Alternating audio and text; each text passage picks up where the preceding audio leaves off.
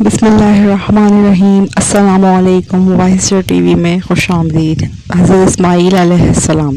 قرآن کریم میں حضرت اسماعیل علیہ السلام کے بارے میں ہے کہ اور اس کتاب میں اسماعیل کا ذکر کرو، وہ وعدے کا سچا اور رسول اور نبی تھا۔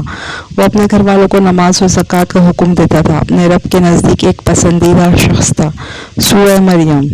حضرت اسماعیل علیہ السلام کے بارے میں جو کچھ معلومات ہوئی ہیں اس کے مطابق آپ جبرون کے مقام پر جسے الخلیل فلسطین کہتے ہیں 2075 قبل مسیح پیدا ہوئے۔ جب اسماعیل علیہ السلام بچہ تھے، رب کائنات نے حضرت ابراہیم خلیل اللہ سے فرمایا، اے خلیل، ہم کعبے کی تعمیر کرنا چاہتے ہیں اور اس مقدس کام کے لیے آپ کو مامور کیا جاتا ہے۔ ہم اس مقام کی نشاندہی کریں گے، آپ اسے پاک صاف کر کے آباد کریں گے، جگہ طواف اور سجدوں کی ہوگی۔ ابھی آپ اپنے بیٹے اور بیوی کو اس سنسان جگہ چھوڑ آئیں۔ تفصیل اس کی یوں ہے، حضرت ابراہیم علیہ السلام 75 سال کی عمر میں جب اپنے وطن عراق سے ہجرت کر کے ملک کنعان فلسطین میں تشریف لائے، اس وقت آپ کے ساتھ آپ کے بھائی حضرت لوط کے علاوہ آپ کی بیوی حضرت سارہ بھی تھی۔ حضرت سارہ کے کوئی اولاد نہیں تھی، اس لیے یہ گھرانہ اولاد کی نعمت سے محروم تھا۔ آپ اس محرومی پر بہت مایوس ہوئے۔ آپ علیہ السلام نے اپنے رب سے التجا کی، اے پروردگار، مجھے ایک بیٹا عطا کر جو صالح مرد ہو۔ آپ نے دین پھیلانے، نیکی کا درس دینے، بدی سے روکنے کے لیے اپنا گھر بار چھوڑا، شام، فلسطین اور مصر کے دور دراز علاقوں کا دورہ کیا، لوگوں کو دین کی باتیں بتاتے تھے۔ جب آپ علیہ السلام مصر پہنچے، اس وقت مصر پر جس خاندان کی حکومت تھی، اس سے حضرت ابراہیم علیہ السلام کی رشتہ داری تھی۔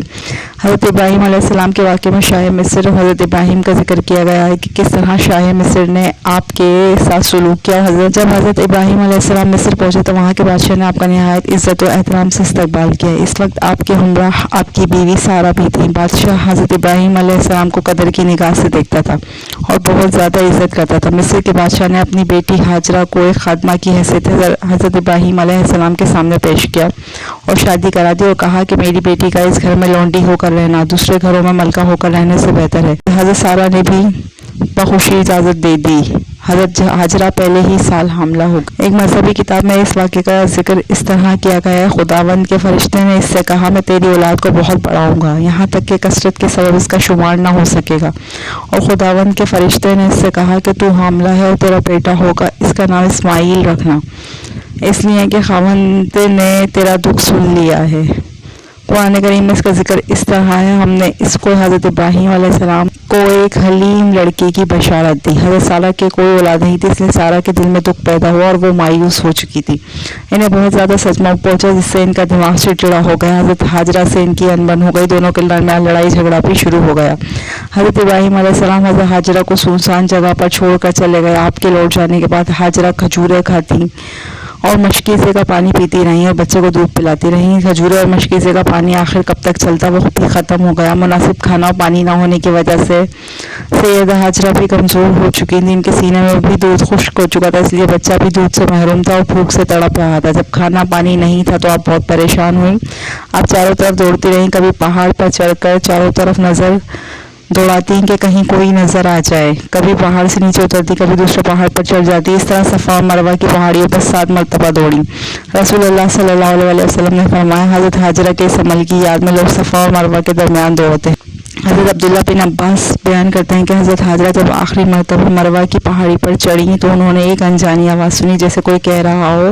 وہ یکسو ہو کر غور کرنے لگیں، پھر آواز سنائی دی۔ اس پر ہاجرہ نے کہا، اے شخص، تو نے اپنی آواز تو سنا دی، کیا تو میری فریاد سن کر میرے لیے کچھ کر سکتا ہے؟ پھر حضرت ہاجرہ نے ننھے اسماعیل کے قریب ہی حضرت ابراہیل کو دیکھا، وہ اپنی ایڑی یا بازو سے زمین کھود رہے ہیں، یہاں تک کہ اس میں سے پانی نکل آیا۔ حضرت ہاجرہ وہ پانی اپنے مشکیزے میں بھرنے لگی، جیسے جیسے وہ پانی بھرتی گئی پانی ابل کر اوپر آتا رہا۔ نبی کریم صلی اللہ علیہ وسلم نے فرمایا، اللہ اسماعیل کی ماں پر رحمت فرمایا، اگر وہ زمزم کو اسی حالت میں چھوڑ دیتی تو زمزم بہتا ہوا چشمہ ہوتا، یعنی ہاجرہ کے نئے چاروں طرف مٹی ڈال کر اسے گھیر دیا۔ اللہ تعالیٰ نے سیدہ ہاجرہ کو زمزم کا پانی عطا کیا۔ اس پانی میں ایسی تاثیر تھی کہ یہ صرف پیاس ہی نہیں بجھا دیتا بلکہ جسم میں قوت بھی پیدا کرتا تھا۔ حضرت ابن عباس سے روایت ہے کہ ایک روز ان کے سامنے ایک فرشتے نے حاضر ہو کر کہا، یہاں اللہ کا گھر ہے جسے یہ بچہ اور اس کا باپ دونوں تعمیر کریں گے اور اللہ اس گھر سے لوگوں کو ضائع نہیں کرے گا۔ حضرت ہاجرہ اور ننھے اسماعیل کو رہتے ہوئے تھوڑا ہی عرصہ گزرا تھا کہ قبیلہ جرہم کے کچھ لوگ مقام قدا کی طرف آئے۔ مکہ کے نشیبی عراق इलाके में ठहरे। इन लोगों ने दूर से देखा कि एक परिंदा एक जगह पर चक्कर लगा रहा है। उन्होंने ख्याल किया कि परिंदा इसी जगह पर चक्कर लगाता है जहाँ पानी हो। मालूम करने के लिए इस मकाम पर अपने 2 आदमी भेजे। उन्होंने वहाँ पानी देखा तो वापस आकर अपने आदमियों को बताया इन्हें पानी की ज़रूरत थी। तो कुछ मुश्किल लेकर पानी पीने के लिए पहुंचे तो वहाँ एक औरत और बच्चे को सुनसान जगह पर मौजूद पाकर हैरत ज़दा हुए। उन्होंने सैयदा हाजरा से पानी तलब किया और उसके बदले में खाने के लिए बड़ी मिकदार में खजूरें पेश की और वापस चले गए। बनु जरहम के लोग दोबारा इस जगह पर आए, पानी लिया, बदले में खजूरों के अलावा कुछ और सामान दिया, वापस लौट गए।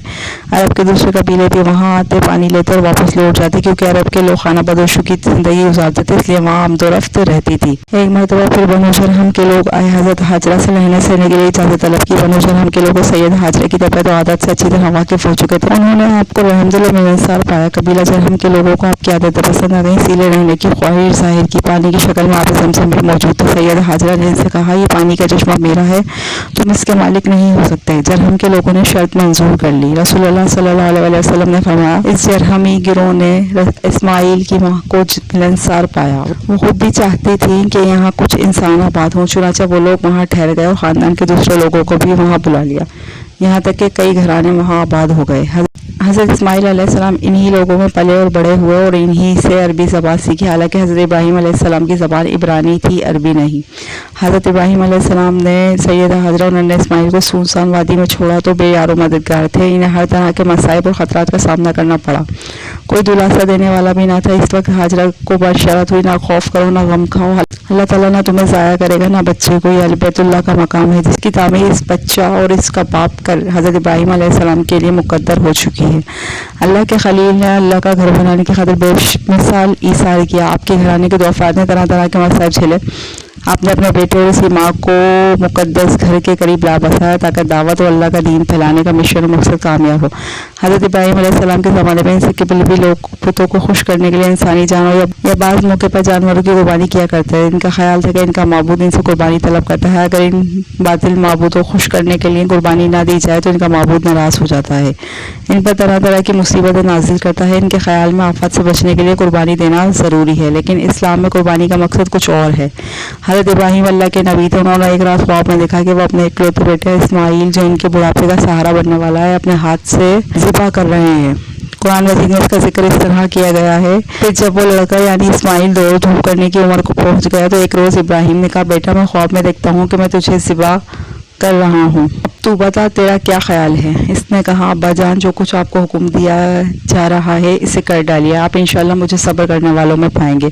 आखिर जब इन दोनों ने सर तस्लीम खम कर दिया और इब्राहीम ने बेटे को माथे के बल गिरा दिया तो हमने इसको निदा दी, ए इब्राहीम तूने ख्वाब सच कर दिखाया। हम नेकी करने वालों को ऐसे ही जज़ा देते हैं। यकीनन ये एक खुली आजमाइश थी। हमने एक बड़ी कुर्बानी फदिया में देकर इस बच्चे को छुड़ा लिया। इसकी तारीफ हमेशा के लिए बाद की नस्लों में छोड़ दी। हम नेकी करने वालों को ऐसी ही जज़ा देते हैं। यकीनन वो हमारे मोमिन बंदों में से थे। ख्वाब का मतलब वाज़ा है। उन्होंने देखा कि वो बेटे को ज़िबा कर रहे हैं लेकिन ज़िबा नहीं किया। लड़के से पूछने का मतलब ये था कि वाकई वो लड़का स्वालिह नेक था या नहीं। जब लड़के ने कहा अगर अल्लाह को हुक्म सही है तो कर डालिए, लड़के का जवाब ये जाहिर कर रहा था कि वो बाप का फरमाबरदार और खुदा का हुक्म मानने वाला है। इसका मतलब ये है कि हज़रत इब्राहीम अलैहिस्सलाम की दुआ पूरी हो गई।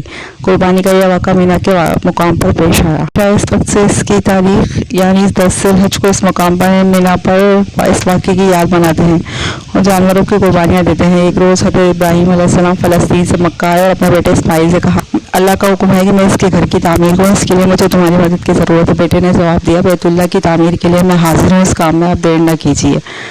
इसका कुरान करीम में इस तरह जिक्र किया गया है और ये कि इब्राहीम और इस्माइल जब इस घर की दीवारें चुन रहे थे तो दुआ करते जाते थे, ए हमारे रब हमसे ये खिदमत कबूल फरमा ले, तो सबकी सुनने और जानने वाला है। ये घर बाप और बेटे तामीर कर रहे थे। ये घर सिर्फ इबादत के लिए ही ना था बल्कि तमाम दुनिया के मुसलमानों के लिए मेल और मुलाकात की जगह थी ताकि यहाँ भाईचारे का मंजर नजर आए। सब आपस में एक दूसरे से मिले।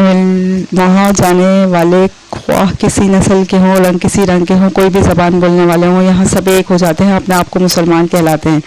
कुरान करीम में मुख्तलिफ मुकामात पर मुख्तलिफ अंदाज में अल्लाह ताला ने फरमाया है। इब्राहीम के लिए इसके घर की जगह मुकर्रर की और हिदायत की कि मेरे साथ किसी को शरीक ना करना और मेरे घर को तवाफ़ करने वालों, क़याम करने वालों, रुकू और सजदा करने वालों के लिए पाक साफ रखना। यकीनन पहला घर जो लोगों के लिए मुकर्रर किया गया वही था जो मक्का में तामीर हुआ। ये घर बरकत वाला है और सारे जहानों की हिदायत के लिए एक मरकज़ है। इस میں اللہ کی کھلی نشانیاں ہیں مقام ابراہیم سے جو کوئی اس میں داخل ہو جاتا ہے اس کو امن مل جاتا ہے۔ ایک موقع پر حضرت ابراہیم علیہ السلام یہ دعا کرتے ہیں، اے میرے رب ہم دونوں کو اپنا فرما بردار بنا، ہماری نسل میں سے ایسے قوم اٹھا جو مسلمان ہوں، تیرے احکامات پر عمل کرے، ہمیں اپنی عبادت کے طریقے بتا، ہماری غلطیوں کو معاف فرما، تو بڑا معاف فرمانے والا ہے۔ اے رب ان لوگوں میں خود انہی کی قوم سے ایک ایسا رسول اٹھا جو انہیں تیری آیات سنائے، ان کو کتاب اور حکمت کی تعلیم دے، ان کی زندگیاں سنوارے، تو بڑا طاقتور اور حکمت والا ہے۔ جب حضرت ابراہیم علیہ السلام اور حضرت اسماعیل علیہ السلام دونوں اللہ کے گھر کی تعمیر کر چکے تو لوگوں کو عبادت کے لیے بلایا۔ اس کا ذکر قرآن کریم میں اس طرح آیا ہے اور حکم دیا کہ لوگوں میں عام منادی کر دو کہ تمہارے پاس آئیں، ہوا پیدل آئیں یا دور دراز مقام سے دبلی اونٹنیوں پر آئیں، تاکہ یہاں آ کر دیکھیں ان کے لیے کیسی دینی اور دنیاوی فائدے ہیں۔ واللہ عالم۔ ویڈیو اچھی لگی تو ویڈیو کو لائک اور شیئر ضرور کریں، چینل کو سبسکرائب کریں۔ شکریہ۔